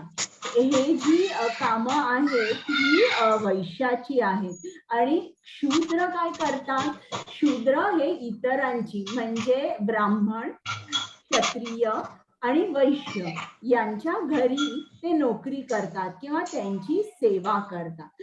तर हे जे गुण आहेत हे सगळे गुणांवर आपण आपली जात करते. ब्राह्मण, क्षत्रिय, वैश्य की शूद्र. आणि व्यासदेवाने लिहिलेलं आहे की कलो शूद्र संभवा म्हणजे या कलियुगात सर्वच शूद्र आहे. आणि त्याच्या पलीकडे मी जाऊन म्हणते की आपण शूद्रापेक्षाही कमी आहोत. सेवा सुद्धा आपण मनापासून नाही करत. म्हणजे शूद्रांच्या खाली ते म्लेच्छ म्हणतात ना, ती जात आता आपल्या सगळ्यांची आहे. म्हणजे आपण कोणीही म्हणू शकणार नाही की मी ब्राह्मण, क्षत्रिय, वैश्य आहे. व्यासदेव सांगतात की आपण सर्व शूद्र आहोत. आता तुम्ही हे वाचता का अनुवाद? हो. जो सर्व प्राणीमात्रांचा उगम आहे आणि जो सर्वव्यापी आहे, त्याच्या उपासनेने मनुष्य स्वतःचे कार्य करून सिद्धी प्राप्त करू शकतो. हरे कृष्ण. आता इकडे वर्णाश्रमाबद्दल माहिती दिलेली आहे. तर कृष्ण काय सांगतो की असं नाहीये की तुम्ही ब्राह्मणच असायला पाहिजे मगच तुम्हाला माझी प्राप्ती होईल. नाही, कृष्ण म्हणतो मी सर्वांना अवेलेबल आहे. शूद्र, वैश्य, क्षत्रिय आणि ब्राह्मण. असं नाहीये की फक्त ब्राह्मणच माझ्याकडे येऊ शकतात. तुमचं काय, तुमचा अधिकार काय आहे की किंवा तुमचं कर्तव्य काय आहे की तुम्ही तुमची ड्युटी व्यवस्थित केली पाहिजे. आणि जेव्हा तुम्ही तुमची ड्युटी व्यवस्थित करता आणि जी आपण आपल्याला माहिती आहे आता कर्म कसं केलं पाहिजे, कोणासाठी केलं पाहिजे, ते कृष्णासाठी केलं पाहिजे, कृष्णाच्या आनंदासाठी केलं पाहिजे. मग जेव्हा आपण असं करतो, मग आपण कोणी असू दे, ब्राह्मण, शूद्र, वैश्य, क्षत्रिय, आपल्याला कृष्ण प्राप्ती होते. एका क्षत्रियाला ब्राह्मण झाल्यावरच कृष्ण प्राप्ती होते असं नाहीये. ही एक गैरसमज आहे जी कृष्णाने बाजूला केली आहे. आणि कृष्ण काय सांगतोय की तुम्ही इतरांची कॉपी करू नका, ते काय करतायत त्यांची नक्कल करू नका. तुम्हाला प्रत्येकाला काही ना काहीतरी गुण दिले आहेत, त्या गुणाचा उपयोग करून तुम्हाला माझी प्राप्ती होऊ शकेल. तुम्ही दुसऱ्यांची ड्युटी करू नका. आणि श्रील प्रभुपाद आहे, त्यांना पूर्ण जगभर या वर्णाश्रमाची स्थापना करायची होती की तुम्ही तुमच्या गुणावर ठरवा की तुम्ही ब्राह्मण आहात, शूद्र आहात, वैश्य आहात की क्षत्रिय आहात. आता कसं आपण बाय बर्थ ठरवतो की आपण कोण आहोत, आपली जात कुठली आहे. तर हे सगळं प्रभुपादांना हे म्हणजे काढून वर्णाश्रम एस्टॅब्लिश करायचा होता, पण ते त्यांचं ते स्वप्न राहून गेलं. हरे कृष्ण. हरे कृष्ण. स्वतःच्या व्यवसायात गुंतणे चांगले आहे. जरी एखाद्याने ते अपूर्णपणे केले तरी दुसऱ्याचा व्यवसाय स्वीकारून तो उत्तम प्रकारे पार पाडण्यापेक्षा एखाद्याच्या स्वभावानुसार विहित केलेल्या कर्तव्यावर पापी प्रतिक्रियांचा कधीही परिणाम होत नाही. हरे कृष्ण. तर आता इकडे त्यांनी एक चित्र दाखवलंय. एक माणूस आहे आणि हे सगळे प्राणी आहेत आणि हा माणूस या सगळ्या प्राण्यांना सांगतो या झाडावर चढ. तर हत्ती काय म्हणेल की मला नाही चढता येणार, हे झाडच खाली पडेल. पेंग्विन म्हणेल मी झाड कधी बघितलंच नाही. मासा म्हणेल मी मरूनच जाईल. कुत्रा म्हणेल मला शक्य नाही. हा सील पण म्हणेल मला शक्य नाही. फक्त कावळा आणि माकड म्हणेल आम्ही ते काम करू शकतो. पण तरीही मारून मुटकून या सगळ्यांना सांगितलं की तुम्ही या झाडावर चढलंच पाहिजे. तर प्रत्येक जण ट्राय करेल, दिवसभर ट्राय करेल आणि त्याला काहीही म्हणजे यश मिळणार नाही. तर जेव्हा आपण आपलं प्रोफेशन चूज करतो किंवा आपलं जे कर्तव्य आहे ते आपण करतो, म्हणजे आता समजा जेव्हा आपण प्रोफेशन चूज करतो तेव्हा ते कसं पाहिजे, आपल्या पर्सनॅलिटीला ते नॅचरली आलं पाहिजे, एकदम नॅचरल. आणि कसं पाहिजे, आपल्या मनाला ते खूप कम्फर्टेबल असलं पाहिजे आणि इनव्हॉलंटरी म्हणजे एकदम नॅचरली ते करता आलं पाहिजे. जेव्हा आपण असं करतो तेव्हा आपल्याला वेळ खूप मिळतो आध्यात्मिक उन्नती करायला. आणि जर आपल्या ला जे नॅचरली येतंय ते तो प्रोफेशन चूज न करता आपण दुसरं काहीतरी चूज केलं तर आपल्या मनाला खूप क्लेश होतो आणि ते आपण आध्यात्मिक उन्नती कधीच साधू आपण आध्यात्मिक उन्नती साधू शकत नाही. म्हणून इकडे कृष्णाने काय सांगितलंय की तुम्ही जे काही तुमची जी प्रिस्क्राईब ड्युटी आहे किंवा तुमचं जे कर्तव्य आहे, जरी ते तुम्ही अपूर्णपणे केले तरी चालेल, पण दुसऱ्याचा व्यवसाय स्वीकारून तो उत्तम करण्यापेक्षा तुम्ही तुमचं कर्तव्य करा. आता ब्राह्मण सत्वगुणामध्ये असतो. सत्वगुणामध्ये असल्यामुळे तो त्याची जी प्रिस्क्राईब ड्युटी आहे म्हणजे शास्त्र वाचायची, इतरांना शिकवायचं, ज्ञान द्यायचं, सत्वगुणात असल्यामुळे तो ते करू शकतो. आता क्षत्रिय मध्ये काय असतं, नॅचरली त्याच्यामध्ये ती फायटिंग स्पिरिट असते किंवा तो एक चांगला ऍडमिनिस्ट्रेटर असतो. तर तो काय करू शकतो, तो त्याला नॅचरली की माझ्या भूमीचं मी रक्षण करणार, माझ्या प्रजेचं मी रक्षण करणार, हे त्याला नॅचरली येतं. आता अर्जुनाला इकडे युद्ध करायचं नाहीये. त्याला काय वाटतं की माझं पतन होईल, मी खूप पाप करेन. आता कृष्ण काय सांगतोय की प्रत्येक व्यवसायात कुठली ना कुठली तरी वाईट गोष्ट आहे. म्हणजे मारावं लागतं शत्रूंना, किंवा एखादा वैश्य असतो त्याला खोटं बोलावं लागतं, मगच त्याला प्रॉफिट होतो. एखादा ब्राह्मण असतो, पूर्वीचे जे ब्राह्मण होते ते प्राण्यांची हत्या करायचे, म्हणजे त्यांना चांगली गती मिळण्यासाठी ते प्राण्यांचा बळी द्यायचे आणि हे वेदांमध्ये लिहिलं होतं. तर आता समजा जर क्षत्रिय म्हणाला की माझ्या व्यवसायामध्ये खूप पाप आहे, मला शत्रूला मारावं लागतं, मी हे आता माझा क्षत्रिय धर्म सोडणार. ब्राह्मण जर म्हणाला की नाही मी हे नाही करणार, मला प्राणी जे आहेत त्यांना बळी द्यावं लागतं, मी हे करणार नाही. पण कृष्णाने काय सांगितलं, नाही असं नाही तुम्ही म्हणायचं, तुम्ही जे काय कर्तव्य कराल ते माझ्या आनंदासाठी करा, आणि तुम्ही जे काही तुम्ही कर्तव्य कराल ते तुमच्या गुणाप्रमाणे, तुम्ही तुमचा वर्ण जो आहे, वर्ण म्हणजे ऑक्युपेशन, त्याप्रमाणे त्याची निवड करा. तशी निवड केल्याने नॅचरली तुम्हाला ते करता येईल आणि मग तुमच्या आध्यात्मिक उन्नतीसाठी तुम्हाला वेळ राहील. हरे कृष्ण. हरे कृष्ण. जो आत्मनियंत्रित आणि निसंकोच आहे आणि जो सर्व भौतिक भोगांकडे दुर्लक्ष करतो, तो त्यागाच्या सरावाने प्रतिक्रियेपासून मुक्ततेचा सर्वोच्च परिपूर्ण टप्पा प्राप्त करू शकतो. हरे कृष्ण. म्हणजे इकडे तर बॅकग्राऊंडला म्यूट करता का, सगळ्यांना काहीतरी आवाज आहे. बरं.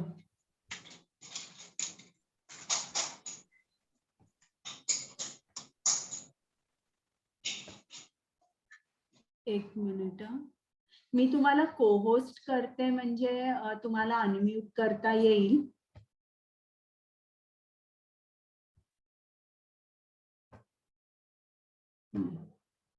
बरं, परत एकदा वाचता का? वाचतो. जो आत्मनियंत्रित आणि निसंकोच आहे आणि जो सर्व भौतिक भोगांकडे दुर्लक्ष करतो, तो त्यागाच्या सरावाने प्रतिक्रियेपासून मुक्ततेचा सर्वोच्च परिपूर्ण टप्पा प्राप्त करू शकतो. हरे कृष्ण. म्हणजे इकडे आपल्याला कृष्ण काय सांगतो की जो टोटली सेल्फ कंट्रोल्ड आहे, म्हणजे संयमित आहे, ज्याचं मन नियंत्रित आहे, तो कसा असतो, त्याला फळाची काही आसक्ती नसते, त्याला कुठल्याही भौतिक इच्छा नसतात. तर असा जो माणूस आहे तो परफेक्शन गाठू शकतो. म्हणजे हे जे इकडे कृष्णाने सांगितलंय, इकडे त्यांनी अकर्म कसं करावं, किंवा एखादा जो अकर्मी आहे त्याच्याबद्दलची माहिती दिली आहे. तो आत्मनियंत्रित असतो, म्हणजे त्याचं मन कसं असतं, नियंत्रित असतं आणि सर्व भौतिक भोगांकडे दुर्लक्ष करतो. म्हणजे तो काय करतो, थोडक्यात अशी कर्म करतो की ज्या कर्मांशी तो बांधील नाही राहत आणि जे काही कर्म करतो तो कृष्णासाठीच करतो, त्याच्यामुळे तो मुक्त होतो. हरे कृष्ण. जो अशा प्रकारे दिव्य स्थितीत स्थित असतो तो परम ब्रह्माचा साक्षात्कार होतो आणि पूर्ण आनंदी होतो. तो कधीही शोक करत नाही किंवा काहीही मिळवण्याची इच्छा करत नाही.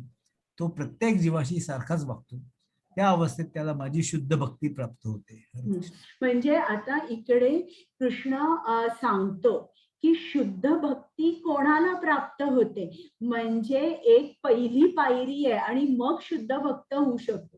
तर ती पहिली पायरी कुठली आहे, ब्रह्मभूत स्तरावर आपण राहिलं पाहिजे. म्हणजे प्रत्येक प्राण्यात, चांडाळ असू दे, हत्ती असू दे, गाय असू दे, वाघ असू दे, कोणी असू दे, त्या प्रत्येकात आपल्याला जेव्हा परमात्मा दिसतो त्याच्यानंतरच आपल्याला कृष्ण शुद्ध भक्ती देतो. म्हणजे त्याच्यानंतरच आपल्याला शुद्ध भक्तीची प्राप्ती होते. तर आपल्याला आपण जेव्हा कृष्णाकडे जातो तेव्हा आपण प्रेमाने त्याची भक्ती केली पाहिजे. मग जेव्हा आपण कृष्णाला आनंदात ठेवतो तेव्हा आपल्याला आपल्या आजूबाजूला आपल्याला आनंद मिळतो. इतर लोकांमध्ये सुद्धा मग आपण कृष्ण बघायला लागतो आणि मग आपल्याला त्याची शुद्ध भक्ती प्राप्त होते. आणि शुद्ध भक्ती प्राप्त करणं तेवढं सोपं नाही. मी तुम्हाला सांगितलंय ना की कृष्ण काहीही देतो. पैसे विचारा, भरपूर पैसे देईल, तुम्हाला राजा पण करेल. आणि आरोग्य विचारा, ते सुद्धा देईल, चांगली नोकरी देईल, पॉवर देईल. पण शुद्ध भक्ती कृष्ण अगदी पारखून देतो. हरे कृष्ण. हरे कृष्ण. मी जसा आहे तसाच मला भगवंताच्या रूपात केवळ भक्तीनेच समजू शकतो. आणि जेव्हा मनुष्य अशा भक्तीने माझ्या पूर्ण जाणीवेत असतो तेव्हा तो वैकुंठामध्ये प्रवेश करू शकतो. हरे कृष्ण. म्हणजे इकडे हे जे आहे हे भक्ती योगाचं एक सार म्हणायला हरकत नाही, ते आहे इकडे सांगितलंय. जर आपण ते 7 ते 12 जे अध्याय केले ते सगळे भक्ती योगाचे होते. आणि त्याचं व्हर्डिक्ट जर तुम्ही म्हटलं ना तर हे म्हणजे केवळ भक्तीने आपल्याला कृष्ण प्राप्ती होऊ शकते किंवा आपण वैकुंठामध्ये प्रवेश करू शकतो केवळ भक्तीने. सर्व प्रकारच्या कार्यात गुंतलेला असला तरी माझा शुद्ध भक्त माझ्या संरक्षणाखाली माझ्या कृपेने शाश्वत आणि अविनाशी निवासस्थानापर्यंत पोहोचतो. हरे कृष्ण. म्हणजे इकडे त्यांनी सांगितलं की जो भक्त असतो तो काय करतो, आणि शुद्ध भक्ताचं नेहमी कृष्ण रक्षण करतो. आणि कृष्णाच्या कृपेने मग आपल्याला गोलोक वृंदावन म्हणजे त्याचं जे अविनाशी निवासस्थान आहे तिथपर्यंत आपण जाऊ शकतो. इकडे तुम्हाला श्रील प्रभुपाद दिसतायत का, केवढे सगळे आनंदात आहे. हे बघा, प्रत्येकाचे चेहरे बघा, केवढा आनंद आहे. आता श्रील प्रभुपाद नेहमी सांगायचे की इस्कॉनची मंदिरं जी आहे ती आपण शहराच्या मधोमध असली पाहिजे. का? कारण तिकडे जी लोक असतात शहराच्या मधोमध, जेव्हा तुम्ही अगदी कुठल्याही city, centre of the city किंवा हार्ट ऑफ द सिटी म्हणता, तर तिकडे खूप जी लोक असतात ती रजोगुणी आणि तमोगुणी असतात. तर त्यांना अट्रॅक्ट करायला अशी मंदिरं, इस्कॉनची मंदिरं सिटीच्या सेंटरमध्ये हवी. म्हणजे मग खूप लोकांना त्याचा फायदा होईल. म्हणजे नुसतं बघून सुद्धा मंदिराकडे कधीतरी त्यांना इच्छा होईल की आपण जावं, इकडे काय आहे आपण बघूया, असं ते म्हणायचे.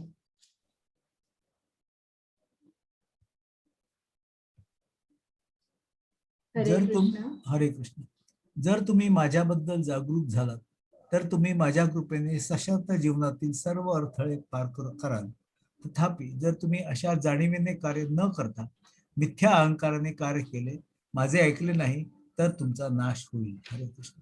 म्हणजे इकडे कृष्णाने सांगितलंय की तुम्ही दक्ष राहा, अलर्ट राहा आणि तुम्ही माझ्या कृपेने सर्व अडथळे पार कराल. म्हणजे इकडे कृष्णाने सांगितलंय की तुम्ही माझ्या महामंत्राचा जप करा, जे काय कर्म करणारे ते माझ्या आनंदासाठी करा आणि चिंता तुम्ही काही करू नका, तुमच्या जीवनाची चिंता मी करतो. आणि अशा तऱ्हेने पण जर तुम्ही मिथ्या अहंकाराने कार्य केले, म्हणजे करता मी आहे अशा अहंकाराने जर तुम्ही कार्य केले तर मात्र तुमचा नाश होईल. क्लिअरली कृष्णाने सांगितलंय आपल्याला, त्यात काही ड्युअलिटी नाहीये. माझं तुम्ही केलं तर मी तुमचं रक्षण करी, जीवनातील सर्व अडथळे तुम्ही पार कराल, पण तसं नाही केलं तर तुमचा नाश होईल. हरे कृष्ण. हरे कृष्ण. हे अर्जुना, भगवान सर्वांच्या हृदयात विराजमान आहेत आणि भौतिक शक्तीने बनलेल्या यंत्रावर बसलेल्या सर्व जीवांना मायेने भटकत आहेत. हरे कृष्ण. म्हणजे इकडे परत कृष्णाने सांगितलं की मी तुमच्या हृदयामध्ये विराजमान आहे, तुमच्या हृदयात मी आहे. आणि हे जे भौतिक शरीर आहे हे एक यंत्र आहे आणि हे यंत्र जे आहे हे म्हणजे जीवन मृत्यू हे जे चक्र आहे हे मायेमुळे चालतं. म्हणजे इकडे हे दोन पक्षी दाखवले, जेव्हा हा पक्षी कृष्णाकडे बघेल तेव्हा हा मायेचा भ्रम होईल, हा सगळा मायेचा भ्रम जो त्याला आहे तो सगळा पूर्ण जाईल. पण आपण बघत नाही, आपण केवढे दंग असतो, फळामध्ये आसक्त असतो. हरे कृष्ण. हे भरताच्या वंशज, त्याला पूर्णपणे शरण जा. त्याच्या कृपेने तुम्हाला दिव्य शांती आणि परम आणि शाश्वत निवास मिळेल. हरे कृष्ण. इकडे कृष्णाने सांगितलंय आणि श्रील प्रभुपादांनी सांगितलंय की कृष्ण भक्त जर तुम्हाला व्हायचं असेल तर किती वेळ लागतो, तर ते म्हणाले 1 minute. You have to surrender everything. Krishna हे सगळं तुझं आहे, मीही तुझा आहे. जेव्हा आपण असं म्हणतो, म्हणजे फक्त म्हणत नाही, कार्याने आपण असं करतो, त्या क्षणी आपल्याला दिव्य शांती मिळते, त्याचा निवास मिळतो. तर आपल्याला पूर्णपणे शरण जावं लागतं. मग तुम्ही कोणी असाल, राजा असा नाहीतर रंक, तुम्हाला शरण जावं लागतं. त्याच्यामध्ये काही हे नाहीये की एखाद्या राजाला की नाही मी शरण नाही जाणार किंवा कमी शरण जाणार, नाही, कम्प्लीट आणि टोटल सरेंडर. हरे कृष्ण. अशा प्रकारे मी तुला अजून गोपनीय ज्ञान समजावून सांगितले आहे. यावर पूर्णपणे विचार कर आणि मग तुम्हाला जे करायचे आहे ते कर. हरे कृष्ण. तर इकडे कृष्ण आहे, अर्जुन हा कृष्णाचा सखा आहे. आणि आता कुठलंही रिलेशनशिप असेल तर ते जे रिलेशनशिप आहे तर ते 5 गोष्टींवर अवलंबून असतं. आता ते जरा मी इंग्लिशमध्ये सांगते, त्याला म्हणतात the 5 A's of a relationship. तर ते 5 A कुठले आहे?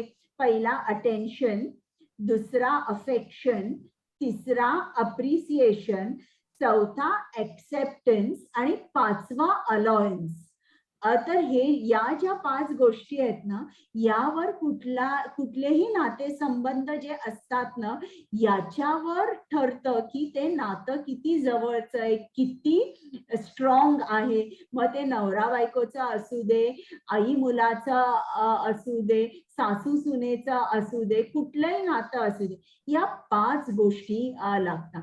त्याचप्रमाणे इकडे तुम्ही बघाल तर इकडे कृष्णाने एवढी गीता सांगितली, 18 अध्याय सांगितले.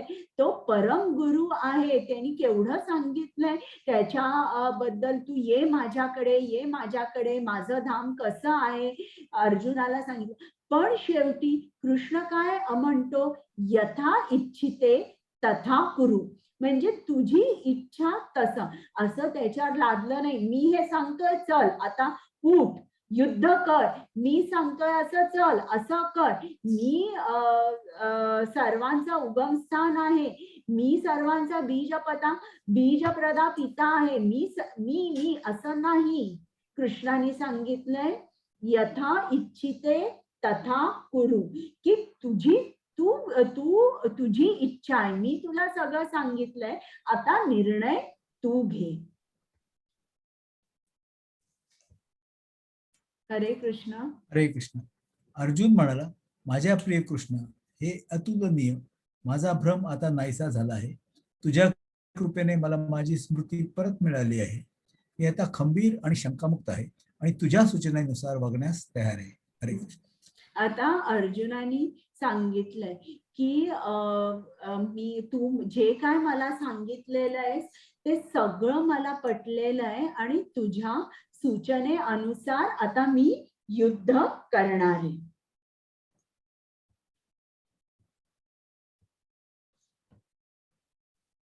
हरे कृष्ण. नेहमी माझाच विचार करा, माझे भक्त व्हा, माझी पूजा करा आणि मला नमस्कार करा. अशा प्रकारे तुम्ही न चुकता माझ्याकडे याल. मी तुला हे वचन देतो, कारण तू माझा खूप प्रिय मित्र आहेस. हरे कृष्ण. आता हा परत 9वा अध्याय 34वा श्लोक, त्यात पण हे आहे, मनमना भव मद्भक्तो मद्याजी माम नमस्कुरु. तर इकडे परत कृष्णाने सांगितलंय, तुझं मन मला दे, तू माझा भक्त हो, माझी पूजा कर, मला नमस्कार कर. अशा प्रमाणे न चुकता तू माझ्याकडे येशील. आणि काय वापरले शब्द, न चुकता, म्हणजे निश्चितच तू माझ्याकडे येशील. तर आपल्याला सुद्धा या गोष्टी करायच्या आहेत आणि कृष्णाने वचन दिलंय, तू नक्की माझ्याकडे येशील. हरे कृष्ण. सर्व प्रकारच्या धर्माचा त्याग करून फक्त मला शरण जा. मी तुम्हाला सर्व पापी प्रतिक्रियांपासून मुक्त करीन, घाबरू नकोस. हरे कृष्ण. आता इकडे काय सांगितलंय कृष्णाने, की तू सर्व जी कर्तव्य आहे, सर्व प्रकारच्या धर्माचा त्याग करून सर्व कर्तव्य त्याग कर आणि मला शरण ये. आता इतक्या अध्यायात कृष्ण एकसारखा सांगतोय की तुझं कर्तव्य कर, तुझं कर्तव्य सोडू नकोस. आता सुद्धा या अध्यायात सांगितलंय की तुझं कर्तव्य तू जरी अपरिपूर्णपणे केलंस तरीही चालेल, पण तुझं कर्तव्य सोडून दुसऱ्याचं कर्तव्य तू करू नकोस.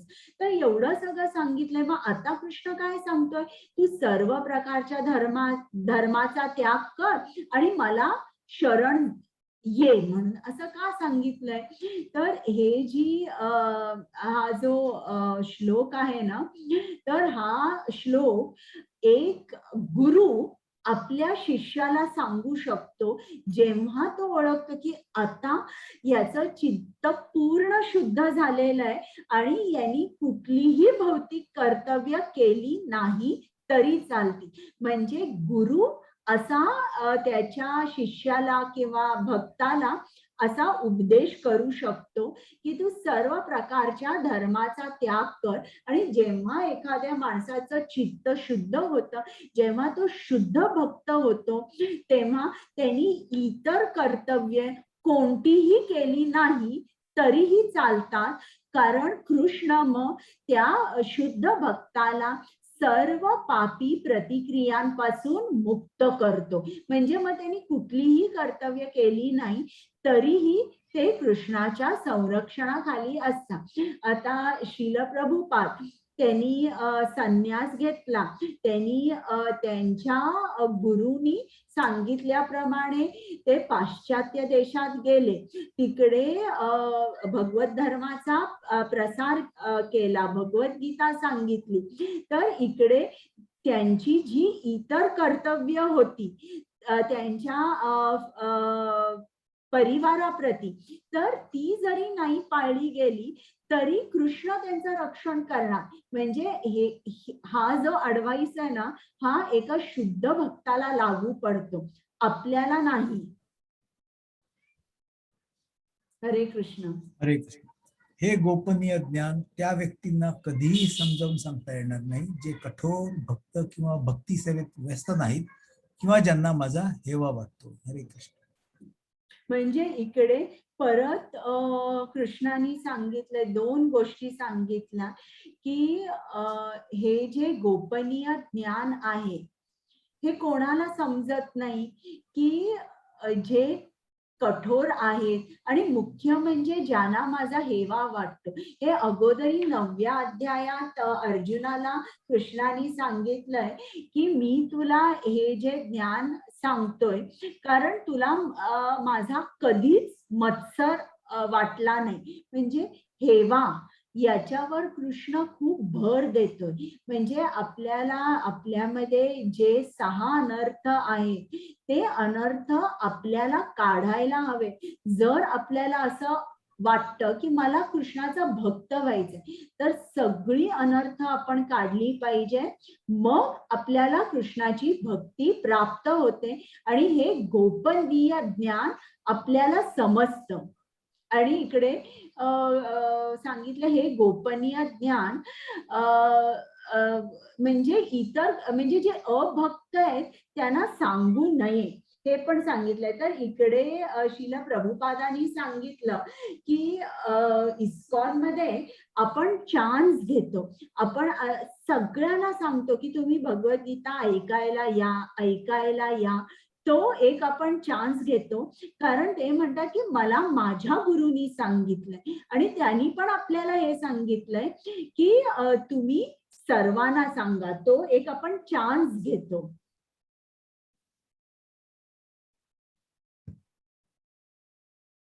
हरे कृष्ण. जो भक्तांना हे परम रहस्य समजावून सांगतो त्याला शुद्ध भक्ती सेवेची हमी दिली जाते आणि शेवटी तो माझ्याकडे परत येईल. हरे कृष्ण.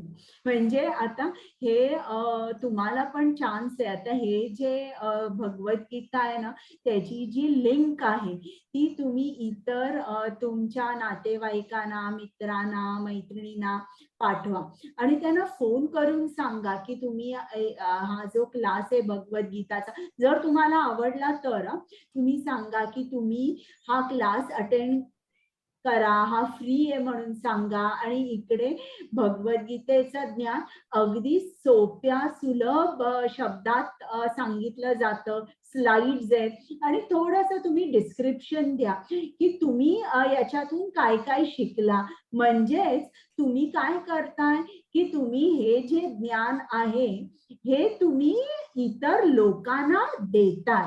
मग कृष्ण काय म्हणतो त्याला शुद्ध भक्ती सेवेची प्राप्ती होते आणि शेवटी तो माझ्याकडे येतो. तर हे मात्र तुम्ही फोन करून सांगा, पर्सनली सांगा की तुम्हाला कोण वाटतं की कोण आवडीने येतील किंवा तुम्ही ही लिंक फॉरवर्ड करा. पण एक स्टेप घ्या म्हणजे फोन करून सांगा म्हणजे मग त्यांना पटतं. हरे कृष्ण. हे आहे या जगात मला त्याच्यापेक्षा प्रिय असा कोणीही सेवक नाही आणि याहून अधिक प्रिय कोणीही असणार नाही. तर हे कृष्णाने सांगितलंय की जो माणूस भगवद्गीतेचा प्रसार करतो तो त्याला किती प्रिय असतो. तर श्रील प्रभुपाद पण तुम्ही कल्पना करा की केवढे कृष्णाला आवडत असतील. एकदा ते तिरुपतीला गेलेले आणि मग तिकडे जे पुरोहित होते त्या सर्वांनी ती एरिया आहे ती हे केली म्हणजे बंद केली इतरांचं दर्शन. श्रील प्रभुपादांना सांगितलं की तुम्ही अमेरिकेला जाऊन पाश्चात्य देशात जाऊन केवढा प्रसार केलेला आहे. तुम्ही खरोखर इन स्पिरिट आणि इन डीड म्हणजे तुमच्या कार्यामध्ये in spirit and in work तुम्ही खरे संन्यासी आहात. आणि त्यांना सांगितलं तुम्हाला किती वेळ बसायचं, तिकडे इकडे बसा. मग त्यांचा चांगला मान केला. एका संन्यासाला गाय आणि भूदान म्हणजे गोदान आणि भूदान करायची पद्धत आहे. मग त्यांना एक गाय दान दिली आणि तिकडे तिरुपतीला त्यांनी भूदान पण केलं शिल प्रभुपादांना. मग तिकडे आता इस्कॉनचं मंदिर आहे.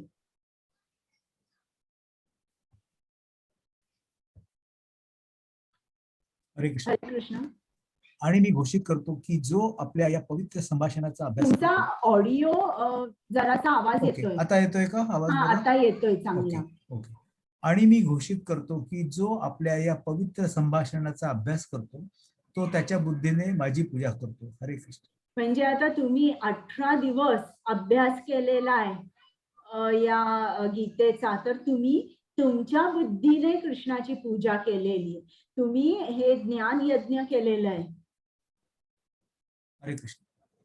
आणि जो श्रद्धेने आणि मत्सर न ठेवता ऐकतो तो पापी प्रतिक्रियांपासून मुक्त होतो आणि ज्या शुभ ग्रहांवर पवित्र लोक राहतात त्यांना प्राप्त होतो.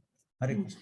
म्हणजे एखादा माणूस आला, फक्त श्रद्धेने ऐकला आणि परत कृष्ण म्हणतोय मत्सर न ठेवता, म्हणजे हेवा मत्सर कृष्णाला बिलकुल आवडत नाही. कधीही कोणाचा हेवा करू नये आणि सर्वांकडे प्रेमाने वागावं. कृष्ण म्हणतो की हे तुम्ही श्रद्धेने ऐकलं, मत्सर न ठेवता ऐकलं, तर मग तुम्हाला शुभग्रहांची प्राप्ती होईल.